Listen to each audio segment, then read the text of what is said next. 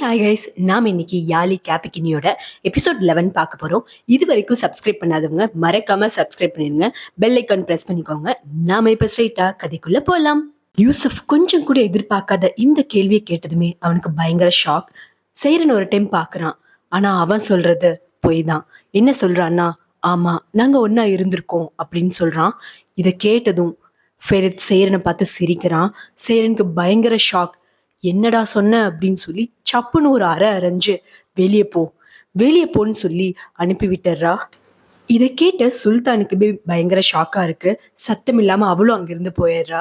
இவங்க போனதுக்கு அப்புறம் இவங்களோட கன்வர்சேஷன் இன்னும் மோசமாகுது. நான் கொஞ்சம் கூட சர்ப்ரைஸ் ஆகல. ஏன் தெரியுமா, இவனை தவிர இன்னும் நிறைய ஆம்பளைங்க உன் லைஃப்ல இருப்பாங்க அப்படின்னு சொல்லி சொல்றான். இதை கேட்டதுமே, நீ பேசுறது எவ்வளவு பெரிய அசிங்கமா இருக்கு தெரியுமா, உனக்கு இன்னும் புரியல நீ என்ன பேசிட்டு இருக்கன்னு. அவன் பொய் சொல்றான், தயவு செஞ்சு புரிஞ்சுக்கோ அப்படின்னு சொல்றா. நீ என்ன நம்பறியா அவனை நம்பறியா அப்படின்னு சொல்லி கேட்பா. நான் ஏன் உன்னை நம்பணும், இன்ன வரைக்கும் நீ அவன் கூட பேசிட்டு தான் இருக்க. நான் ஆல்ரெடி உன்கிட்ட எல்லாத்தையுமே சொல்லிட்டேன் ஸ்டார்டிங்ல இருந்து. பட் நீ என்கிட்ட எதுவுமே சொல்லல. இப்ப கூட அவன்கிட்ட பேசிட்டு தான் இருக்க. நாம ரெண்டு பேரும் என்ன டேர்ம்ல இருக்கன்னு அவனுக்கு ரொம்ப நல்லா தெரிஞ்சிருக்கு. இதுக்கப்புறம் நான் என்ன பண்ணணும் நீ சொல்ற, உன்னைய நான் நம்பணும் அப்படின்னு சொல்லி கேட்கிறான். இவங்க ரெண்டு பேர்த்துக்குள்ள இந்த மாதிரி ஆர்கியூமெண்ட் அதிகமாகி ரெண்டு பேரும் தனித்தனியா கிளம்பிடுறாங்க. அவ ரூம்ல உட்காந்து அழுக. இவன் எனக்கு எங்காவது போகணும், பெலின் கிட்ட வேண்டாம், வேற எங்காவது போலாம் அப்படின்னு சொல்றான். சரி ஓகே நம்ம பப்புக்கு போலாம் அப்படின்னு சொல்லி இவன் சொல்றதுனால ரெண்டு பேரும் கிளம்பி பப்புக்கு போறாங்க. இவங்க இப்படி போயிட்டு இருக்கிற டைம்ல இவனை கூப்பிட்டு இவ பேசுறா. உனக்கு கொஞ்சமாவது அறிவு இருக்கா, ஏன் இப்படி சொன்ன அப்படின்னு சொல்லி கேட்கிறான். அவன் ஏன் இப்படி உன்னை ட்ரீட் பண்றான், என் கை விரல் கூட உன் மேல பட்டதில்ல, ஆனா எப்படிப்பட்ட கேள்வி கேட்கிறான். இவன்ட்ட உண்மையை சொன்னா என்ன, பொய் சொன்னா என்ன, இவன் என்னைக்கு உன்னை நம்ப போறதுல செய்றேன். என் காதல் மட்டும்தான் உண்மை, நான் மட்டும்தான் உன்னை உண்மையா நேசிக்கிறேன் அப்படின்னு சொல்லி இவன் விட்டு போடுறான். இங்க பாரு, நீ என்ன நினைச்சாலும் நினைக்காட்டியும் நான் கல்யாணம் ஆன பொண்ணு. எனக்கு கல்யாணம் ஆயிருச்சு. என் லைஃப் இப்ப வேற. இதுக்கு மேல என் லைஃப்ல தயவு செஞ்சு வராத, இங்கிருந்து போயிரு அப்படின்னு சொல்லிட்டு போறா. இது எல்லாத்தையும் சுல்தானோட பொண்ணு அங்கிருந்து கேக்குறா. ஆக்சுவலா சுல்தானோட பொண்ணுக்கு யூசஃப ரொம்ப பிடிச்சிருக்கு. பாக்கலாம் இது என்ன நடக்குதுன்னு. இவன் நேரா பப்புக்கு போய் அங்க ஒரு ரெண்டு பொண்ணுங்களோட கடலை போட்டிருக்கான். அவன் இந்த மாதிரி கடலை போட்டிருக்கான் அப்படின்னு சொல்லி அவனோட போட்டோவை யாரோ பெலினுக்கு அனுப்புறாங்க. இவன் நேரா அந்த இடத்துக்கு போறா. போறதுக்கு முன்னாடி யாருக்கோ கால் பண்ணி பேசிட்டு அதுக்கப்புறம் போறா. அங்க வர பெலின் அந்த ரெண்டு பொண்ணுங்க கிட்டயும் சண்டை போட ஆரம்பிக்கிறா. அவளுக்கு அங்க என்ன நடக்குதுன்னே புரியல.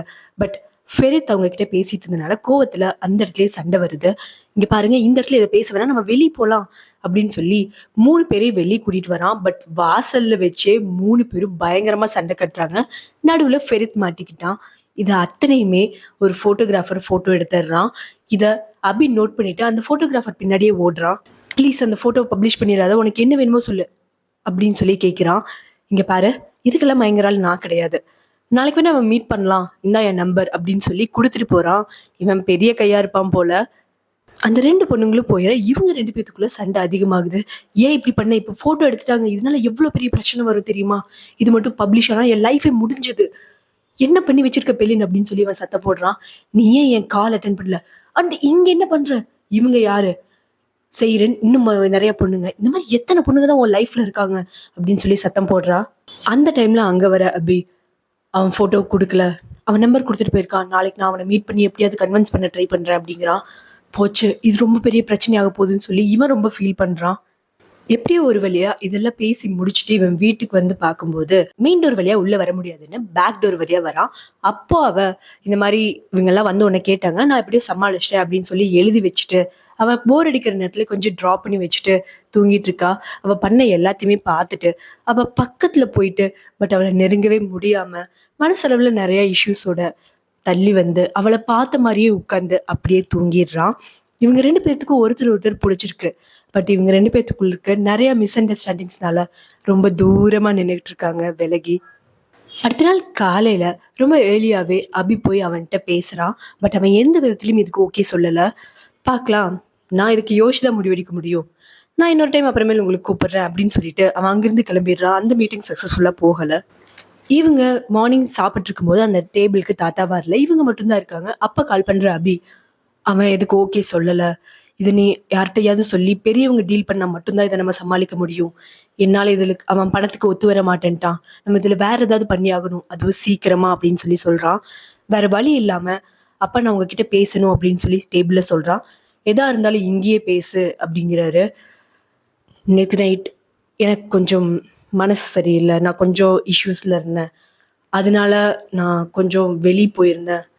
அப்போது என் ஃப்ரெண்ட் அங்கே இருந்தாங்க, அந்த ஃப்ரெண்ட்ஸோட என்ன ஃபோட்டோ எடுத்துட்டாங்க பப்ளிக்கில். அந்த ஃபோட்டோகிராஃபர் ஃபோட்டோஸ் தரமாட்டேங்கிறான் அப்படின்னு சொல்கிறான். இதை கேட்டதுமே அவங்க அப்பாவுக்கு பயங்கர கோவம். நீ என்ன பண்ணி வச்சிருக்க? இந்த விஷயம் மட்டும் தாத்தாக்கு தெரிஞ்சதுன்னா அவர் ஹெல்த் என்ன ஆகும்னு நினைச்சியா? உனக்கு அப்படி என்ன லைஃப் இஷ்யூஸ்? உன்னால இங்க இருக்கிற அத்தனை பேருக்கும் தான் இஷ்யூஸ் அப்படின்னு சொல்லி கண்டபடி சத்தம் போடுறாரு. அவன் அப்பவே அழுக ஆரம்பிச்சிடுறான். இப்ப என்ன பண்ணலான்னு அத்தனை பேருமே டேபிள்ல யோசிக்கிறாங்க. அப்ப இவ உங்க வீட்டுக்கு தெரிஞ்சா ஏதாவது ப்ராப்ளம் ஆகுமா அப்படின்னு சொல்லி கேட்குறா. என் அப்பா தான் ப்ராப்ளம், இந்த ஃபோட்டோஸ் மட்டும் பப்ளிஷ் ஆச்சு அப்படின்னா அவருக்கு சும்மா விட மாட்டாரு அப்படின்னு சொல்லி சொல்றா. ஃபோட்டோஸ் மட்டும்தான் ப்ராப்ளமா, அதுல வேர்டிங்லாம் அப்படி மோசமா எழுதியிருக்க மாட்டாங்களே அப்படின்னு கேட்குறா. அதுக்கு இவன் இந்த மாதிரியான விஷயங்கள ஃபோட்டோவை விட அதில் இருக்க வேர்டிங்ஸ் ரொம்ப மோசமா இருக்கும் அப்படின்னு சொல்லி சொல்றான். இதை கேட்டு எல்லாரும் 2 பேர்த்துக்காக மட்டும்தான் பயப்படுறாங்க. யார் யாருன்னா தாத்தா அண்ட் அவங்க அப்பா. என்ன பண்றதுன்னு பயங்கர கன்ஃபியூஸா இருக்கு. சரி நாங்க இதை பார்த்துக்கிறோம் அப்படின்னு சொல்லிட்டு அப்பாவும் அண்ணாவும் கிளம்புறாங்க. குல்கன் பெலினை கூப்பிடுறாங்க. இவங்க 2 பேரும் கார்ல போயிட்டு இருக்கும் போதே அந்த நியூஸ் பேப்பரை நடத்திட்டு இருக்கிற ஹெட்டுக்கு கால் பண்ணி, இந்த மாதிரி என்னோட பையனோட ஒரு ஃபோட்டோ வந்திருக்கு, அது பப்ளிஷ் பண்ணாதீங்க அப்படின்னு சொல்லி சொல்றாரு. ஓகே, இது நான் ப்ராப்ளம் ஆகாம பார்த்துக்கிறேன், நாங்கள் பப்ளிஷ் பண்ண மாட்டோம் அப்படின்னு சொல்லிடுறாரு. அந்த நேரத்தில் இவங்களை கூப்பிட்டு நீ சேரன் அண்ட் சுனா 3 பேர் இப்போ ஷாப்பிங் போறீங்க, அவங்களுக்கு ட்ரெஸ் எடு, இந்த சுச்சுவேஷன்ல எதுக்கு அப்படின்னு சொல்லி கேட்குறான். இங்க பாரு, எல்லாத்துக்கும் ரீசன் இருக்கு. நீங்க ட்ரெஸ் எடுத்து முடிச்சுட்டு வெளியே வரும்போது சேரனோட கை பிடிச்சிக்கோ, 2 பேர் க்ளோஸா இருக்கிற மாதிரி காட்டுவோங்க. நாங்கள் வெளியே ரிப்போர்ட்டர்ஸை வெயிட் பண்ண வச்சிருக்கோம், அவங்க அந்த ஃபோட்டோஸ் எடுத்து பப்ளிஷ் பண்ணுவாங்க. நீ உன்னோட மேரேஜ் லைஃப்ல ஹாப்பியா இருக்க அப்படிங்கிற மாதிரியான நியூஸ் நாளைக்கு வரும். ஸோ இதனால கொஞ்சம் நம்ம இஷ்யூஸ்ல இருந்து சால்வ் பண்ணிக்கலாம் அப்படின்னு சொல்லி சொல்றாங்க. வேற லெவல் பிளான் தான் அப்படின்னு சொல்லி இவங்க எல்லாரும் ஒன்னா ட்ரெஸ்ஸஸ் எடுக்கிறதுக்காக ஷாப்பிங்காக வெளியே போறாங்க. அப்படி போறப்ப ஆப்போசிட்ல வீட்டுக்கு முன்னாடி பெலின் வந்து இறங்குறா. ஷேரன் ஒரே ஷாக், இவ என்னைக்கு முன்னாடி வெளியே வந்திருக்கா, என்ன விஷயம் தெரியல அப்படின்னு யோசிக்கிறா. அப்ப போற ஃபெரித் என்னன்னு கேட்குறான். உங்க அம்மா தான் என்ன வர சொன்னாங்க அப்படின்னு சொல்லி சொல்றா. ஏன் அம்மா எனக்கு தெரியாமையா? சரி என்னன்னு எனக்கும் தெரியல, நீ பேசி நான் சீக்கிரம் வந்துடுறேன் அப்படின்னு சொல்லிட்டு போறான். பட் உள்ள போனா அவளுக்கு காத்துட்டு இருக்கிறது பெரிய அதிர்ச்சி தான். நீ என்ன பண்ணி வச்சிருக்க தெரியுமா? ஒரு கல்யாணம் ஆன ஒருத்தனோட ரிலேஷன்ஷிப்ல இருக்கிறது, யாரும் உன்னை நல்லபடியா பேச மாட்டாங்க அப்படிங்கிறா. இந்த கல்யாணம் போலின்னு அவன் சொன்னான், அவன் இதை முடிக்கவே இல்லை. நான் அவன் கூட வாழ்ந்துட்டு இருக்கேன், கனவுலையும் நிஜத்துலையும். கனவுல எங்களுக்கு குழந்தைகள் கூட இருக்குன்னு நிறைய பேசுறா. இங்க பாரு, நீ பேசுற எதுக்குமே அர்த்தம் இல்லை. ஏன்னா அவனுக்கு கல்யாணம் ஆயிடுச்சு, அவன் விருப்பத்தோடையோ இல்லையோ, ஆனா அவனுக்கு கல்யாணம் ஆயிடுச்சு. இதுக்கு மேல இந்த ரிலேஷன்ஷிப் நீடிக்கிறது உனக்கும் அவனுக்கும் நல்லதில்ல. இதை நீ இப்பவே முடிச்சிரு, இல்லாட்டி இதுல அதிகமா ஹர்ட் ஆகிறது நீ மட்டும்தான், ஞாபகத்துல வச்சுக்கோ அப்படின்னு சொல்லி வான் பண்ணி அனுப்புறாங்க. இது வரைக்கும் சுனா போற்றாத ட்ரெஸ்ஸஸ் எல்லாம் ட்ரை பண்ணி பார்க்குறா. அவளுக்கு அங்கே நிறைய ட்ரெஸ்ஸஸ் பிடிக்குது. அக்கா தங்கச்சி 2 பேரும் ரொம்ப சந்தோஷமா இருக்காங்க. அப்படியே வெளியே வரும்போது ஃபெரித் சைரன் கையை பிடிச்சிக்கிறான். அங்கே ஏகப்பட்ட ரிப்போர்ட்டர்ஸ் இருக்காங்க. அவங்க எல்லாத்தையும் ஃபோட்டோ எடுத்துக்கிறாங்க. உங்களுக்கு எப்போ குழந்தை வரப்போகுது அப்படின்னு சொல்லி கேட்குறாங்க. சீக்கிரமே அப்படின்னு சொல்லிட்டு எல்லா கார்ல ஏறி கிளம்பிடுறாங்க. வீட்டுக்கு வந்ததுமே அவன் அம்மாட்ட தான் பேசுறான்.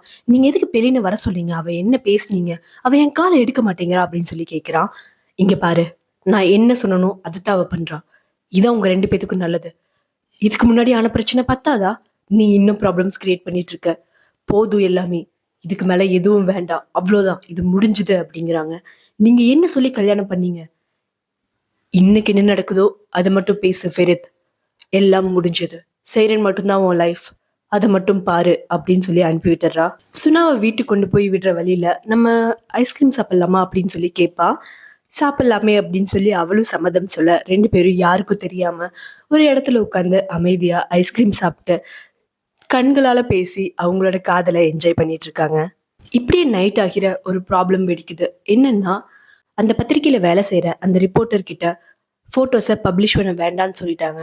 ஆனா அவன் அந்த போட்டோஸோட வேலையை விட்டு நின்றுட்டான். எங்க போனான்னு கூட தெரியல. அந்த ஓனர் கூப்பிட்டும் அவனுக்கு ரீச் பண்ண முடியல. என்ன பண்றதுன்னு தெரியாம ரொம்ப கன்ஃபியூஸ்டா இருக்காங்க. அந்த நேரத்துல அபி அங்க வரான். அந்த ரிப்போர்ட்டர் எனக்கு ஒரு மெசேஜ் அனுப்பியிருக்கான், அவன் சேரனை மீட் பண்ணணும்னு சொல்றான், செய்யறேன்னு சொல்றது கேட்டுதான் அவன் முடிவு பண்ணுவான்னு சொல்றான். இப்ப என்ன பண்ணலாம் அப்படின்னு சொல்லி கேக்குறாங்க.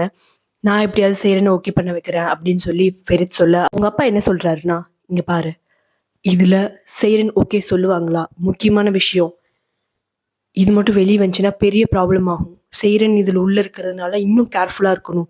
செய்யறன்னு அவன் உள்ள இழுக்கிறான் அப்படிங்கறதுனால இன்னும் கேர்ஃபுல்லா இருக்கணும். பார்த்து பேசிக்கோங்க அப்படின்னு சொல்லி அவங்க அப்பா அட்வைஸ் பண்றாரு. இவன் மேல போய் செய்யறன் கிட்ட இந்த மாதிரி நம்ம அந்த ரிப்போர்ட்டர் பார்க்கணும், அவன் உன்னை பார்க்கணும்னு சொல்லியிருக்கான், நான் சொல்ற மாதிரி மட்டும் பேசு ப்ளீஸ் அப்படின்னு சொல்லி சொல்லுவான். என்ன சொல்ற மாதிரி பேசணுமா? நான் இன்னும் உன் கூட வரேன்னே சொல்லல. நான் ஏன் உன் கூட வரணும்? நேத்து மட்டும் என்ன அப்படி ஒரு கேள்வி கேட்ட, இன்னைக்கு நீ இப்படி சொன்னா நான் உடனே வந்துடணுமா அப்படின்னு சொல்லி இவ சண்டை போடுறா. நீ என்ன ஆனாலும் என் கூட வந்ததா ஆகணும், இல்ல நான் என்ன பண்ணுவேன் தெரியும்ல அப்படின்னு சொல்லி இவன் இன்னும் சண்டையை அதிகம் பண்றான். நீ போய் இப்படி ஒரு சுச்சுவேஷன்ல மாட்டினது என்னோட பிரச்சனையா? நேத்து என்ன எப்படி ஒரு கேள்வி கேட்ட, இன்னைக்கு நான் உனக்கு வந்து ஹெல்ப் பண்ணிடணுமா? இங்க பாரு, இது உங்க அப்பாக்கு தெரிய வந்தா என்ன ஆகும் அப்படின்னு சொல்லி கேக்குறா. எக்ஸ்கியூஸ் மீ, இந்த பிரச்சனையில மாட்டிட்டு இருக்கிறது நீ, இதுக்கும் எனக்கும் எந்த சம்மந்தமும் கிடையாது. என் அப்பாக்கு இந்த விஷயம் தெரிய வந்தா பதில் சொல்ல வேண்டியது நீ, நான் இல்ல அப்படிங்கிறா. இவளோட திமிரு இவளுக்கு இன்னும் அதிகமான கோவத்தை கொடுக்குது. ஓ அப்படியா, அப்போ உன் அப்பாட்ட எல்லா உண்மையும் நான் சொல்றேன் யூசப் பத்தி.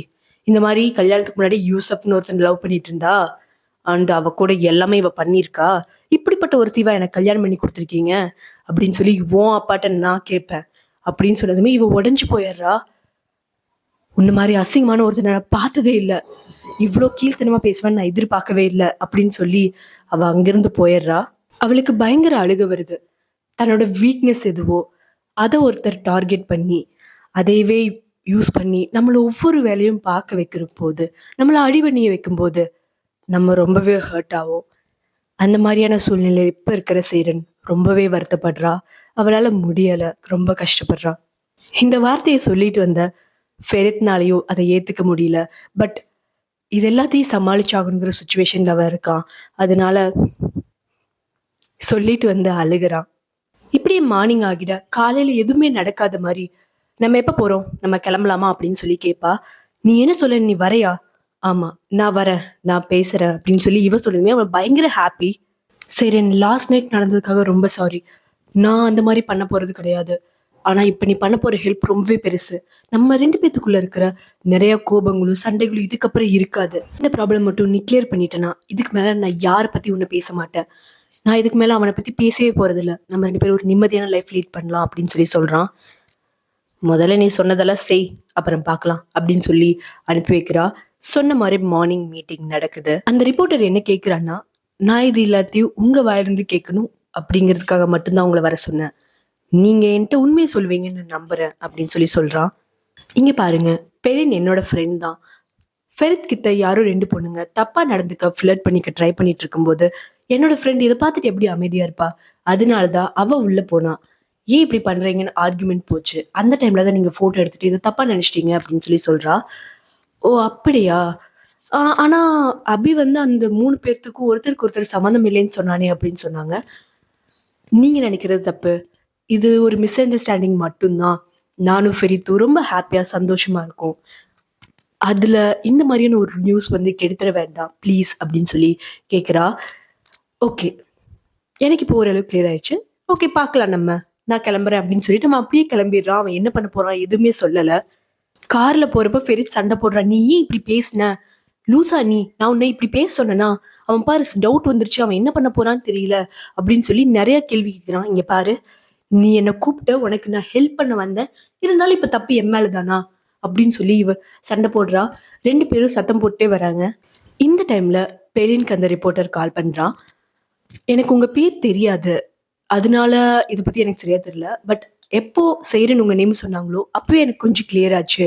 நான் உங்ககிட்ட ஃபெரித் பத்தி சில கேள்விகள் கேட்கணுமே அப்படின்னு சொல்லி சொல்றான். நம்ம பேசலாமே அப்படின்னு சொல்லி இந்த பயவுல அவன்கிட்ட ஏதோ பேசுது. இவ என்ன சொல்றாளோ அதை பொறுத்துதான் அந்த நியூஸ் வெளியே வரதும் வராதும். பார்க்கலாம் என்ன நடக்குதுன்னு. அந்த நைட் எல்லாருக்கும் ரொம்ப டென்ஷனாவே போகுது. என்ன பண்ண போறான், வெளியே வருமா வராதா அப்படின்னு சொல்லி. அப்பா அங்க வர அபி, நான் இப்பதான் அவன்கிட்ட பேசினேன், அவனால என்ன முடியுமோ அதை பண்றேன், எது சரியோ அதை பண்றேன் அப்படின்னு சொல்லியிருக்கான். மேபி போஸ்ட் பண்ண மாட்டான் அப்படின்னு சொல்லி நினைக்கிறேன்னு சொல்லி அபி சொல்றான். இதை கேட்டதுமே அங்க இருக்கு எல்லாருக்கும் பயங்கர ஹாப்பி. ரொம்ப சந்தோஷப்படுறது நம்ம ஃபெரித் தான். பேரும் ரூம்க்கு வராங்க. வந்ததுமே இவன் ரொம்ப ஹாப்பியா இருக்கான். எல்லாம் உன்னாலதான், ரொம்ப தேங்க்ஸ். நான் இந்த பழைய விஷயங்கள் எதையுமே நான் இழுக்க மாட்டேன் அப்படின்னு சொல்லி சொல்றான். நான் ஏன் உனக்கு அவ்வளோ பெரிய சண்டை நடந்து ஹெல்ப் பண்ண தெரியுமா? நீ என்ன நம்பணுங்கிறதுக்காக மட்டும்தான். நான் அப்படி இல்ல. யூசப் சொன்னது பொய். நீ என்ன நம்பு தயவு செஞ்சு அப்படின்னு சொல்லி சொல்றா. இங்க பாரு, நான் உன்னை நம்புறேன் அப்படின்னு சொல்லி இவனும் சொல்ல 2 பேரும் ஹாப்பி ஆகுறாங்க. சரி, ஓகே, மியூசிக் போடலாம், டான்ஸ் ஆடலாம்னு சொல்லி ஒரு ஹாப்பி மூட்ல இருக்காங்க. இப்படியே மார்னிங் ஆகிட இந்த காட்டுப்பூச்சி ஏதோ நியூஸ் பேப்பர் ரீட் பண்ணிட்டு இருக்கான். அங்க வர சுனா ஒரு நியூஸ் பேப்பர் மட்டும் லைட்ஸா மடிச்சு வைக்கிறா. இதை பார்த்ததும், ஏன் அப்படி பண்ற, எங்க அந்த நியூஸ் பேப்பர் கொடு அப்படின்னு சொல்றான். பார்த்தா இந்த போட்டோவை பப்ளிஷ் பண்ணி தன் முன்னாள் காதலியுடன் குஜாலாக இருக்கும் ஃபெரித் அப்படின்னு சொல்லி முன்னாடியே போட்டிருக்கான். இதை பார்த்ததும் அவன் டென்ஷன் ஆகி கிளம்புறான். ஐயையோ, என்ன நடக்க போகுதுன்னு தெரியலையே அப்படின்ட்டு இவ மெசேஜ் போட்டுட்டு இருக்கா சைரனுக்கு. ரொம்ப நேரமா பார்க்காம அதை குளிச்சுட்டு வெளியே வந்ததுக்கு அப்புறம் பார்த்துட்டு ரொம்ப ஷாக் ஆயிடுறா. அதுக்கப்புறம் ஃபெரித்துக்கு சொல்லி அவனும் ஷாக் ஆகி, இங்க பாரு, ஏதோ நடக்கிறது நடந்துருச்சு, இதுக்கு மேல இந்த நியூஸ் தாத்தாக்காவது போகாம பார்க்கலாம் அப்படின்னு சொல்லி கீழே போய் அவங்க அம்மா அப்பாட்ட சொல்றாங்க. ஆனா அதுக்குள்ளேயே தாத்தாவோட டேபிளுக்கு நியூஸ் பேப்பர் போயாச்சு. பட் அவர் இன்னும் அதை பார்க்கல. உங்களை டென்ஷனா இருக்கிறப்போ, இங்க பாரு, இதுக்கு உனக்கும் எந்த சம்மந்தமும் இல்லை, நீ நார்மலா இரு அப்படின்னு சொல்லி இவங்க அவளை நார்மல் பண்ணிட்டு இருக்காங்க. இஃப்கட்டு கூப்பிட்டு, நீ எப்படியாவது அவரை திசை திருப்பு, அவர் அந்த நியூஸை பாத்திரக்கூடாது அப்படின்னு சொல்லிட்டு இவரை கூப்பிட்டு அனுப்புறாங்க. இவர்கிட்ட என்ன சொல்றாங்கன்னா, அவர் படிக்கிறதுக்குள்ள அந்த நியூஸ் பேப்பரை எப்படியாவது எடுத்துட்டு வந்துருங்க அப்படிங்கிறாங்க. இங்க பாருங்க, அவர் என்ன கேட்டா நான் என்ன பதில் சொல்லுவேன், என்னால இது முடியாது அப்படின்னு சொல்லி இவரு பயப்படுறாரு. இதை பார்த்து அப்பாவோட ஹெல்த்துக்கு ஏதாவது ஆச்சுன்னா அதுக்கான பொறுப்பை நீங்க ஏத்துக்கிறீங்களா அப்படின்னு சொல்லி கேட்பான். ஓகே, நான் இதை பண்றேன் அப்படின்னு சொல்லிட்டு ரூமுக்கு போய் பார்த்தா இஃப்கட் கூட ஏதோ பிஸியா பேசிட்டு இருக்காரு. சத்தமில்லாம போய் நியூஸ் பேப்பர் எடுக்கலாங்கிறதுக்குள்ள அவர் திரும்பி பார்த்துருவாரு. என்ன இப்போ வந்திருக்கீங்க? கூப்பிட சொல்லவே இல்ல. அனௌன்ஸ் பண்ணாம எதுக்கு வந்திருக்கீங்க அப்படின்னு சொல்லி கேட்பாரு. இல்ல, நான் உங்கள சாப்பிட கூப்பிடலாமேன்னு வந்தேன் அப்படின்னு சொல்லி இவ ஏதோ உளறிட்டு இருக்கிறப்போ அந்த இடத்துக்கு சுல்தான் வரா. சேரனோட அப்பா ரொம்ப கோவமா கீழே வந்திருக்காரு அப்படின்னு சொல்லி சொல்றான். இந்நேரத்துல எதுக்கு அவர் வந்திருக்காருன்னு இவனும் யோசிக்கிறான். சரி, நான் ரெடி ஆயிட்டு வரேன்னு சொல்லுங்க அப்படின்னு சொல்லிட்டு எல்லாரையும் அனுப்புறப்ப இவ சத்தம் இல்லாம நியூஸ் பேப்பர் எடுத்துட்டு போயிடுறா. கீழே போனா அவன் தாச்சு பூச்சுன்னு கத்துறான். என்ன நினைச்சிட்டு இருக்கீங்க, இப்பெல்லாம் ஒருத்தனை வந்து என் பிள்ளை கட்டி வச்சு என் புள்ள மானம் போகவா?